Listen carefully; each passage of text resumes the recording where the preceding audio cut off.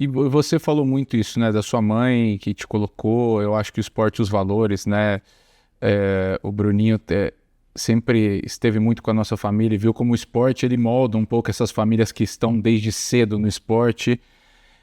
E como a gente está falando um pouco dessa parte técnica de direito esportivo, quando o jovem atleta, né, começou a se destacar, ele vai para um clube, aonde você vê que existem falhas, talvez, dos pais, porque a gente, né, eu jogo basquete, você jogou basquete, mas a gente vê muito isso no futebol, contratos muito cedo na carreira de jogadores, ou quando você está jogando no Regatas e, por exemplo, eu saí do Regatas e fui para Rio Claro, assinei um contrato.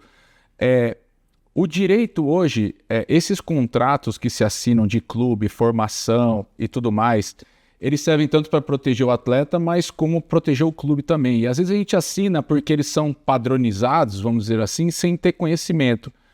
Tem algum ponto aí que você acha que os pais devem se preocupar mais na hora de levar uma criança, por exemplo, de 14, 15 anos, que sai do Regatas e vai para um paulistano, no próprio futebol, em outros clubes, que você vê esses pais deixando passar, achando que são contratos padrões e depois acaba tendo um problema futuramente?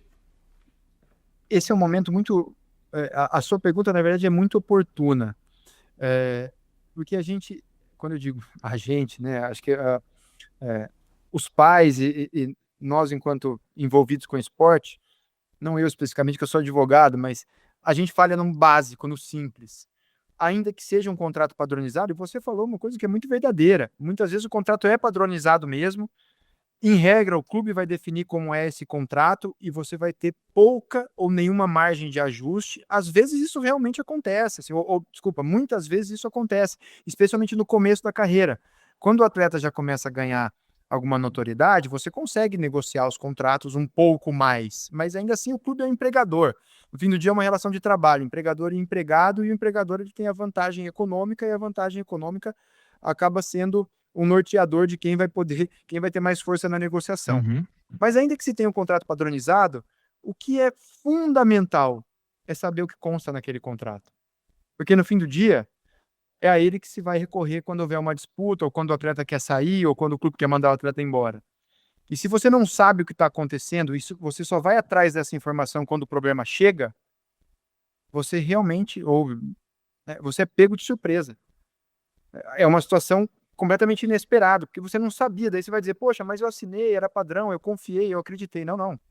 Você tinha que ter lido, você tinha que ter entendido. Ah, mas eu não sei se eu poderia mudar alguma cláusula se eu tivesse lido e questionado.